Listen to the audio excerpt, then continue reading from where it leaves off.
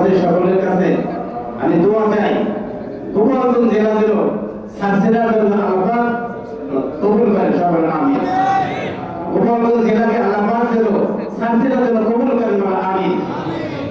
সাকসেসরা আপনার গোপালগঞ্জে প্রতিটি মানে ইউনিয়নে প্রতিটি ওয়ার্ডে যে কমিটি গঠিত হয়ে আমি তো অন্যান্য জেলা অন্যান্য থানা আপনার যখন ওই দলে দলে যুব হিজবুল্লাহ লোকের আসে তখন আমার মনের মধ্যে কষ্ট লাগে যে আমি আমার মানে জেলার থেকে একটা বাস বা একটা ওইরকম নিয়ে আসতে পারি না।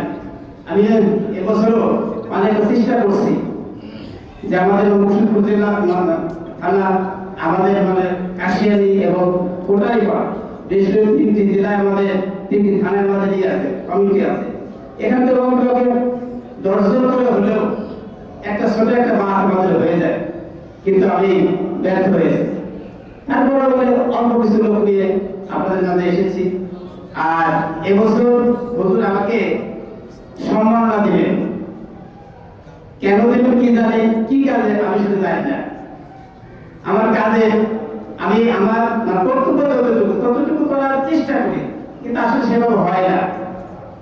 তো এই জন্য আমি সকলের কাছে দোয়া চাই আল্লাহ যেন গোপালগঞ্জকে সাকসেসের জন্য কবুল করে।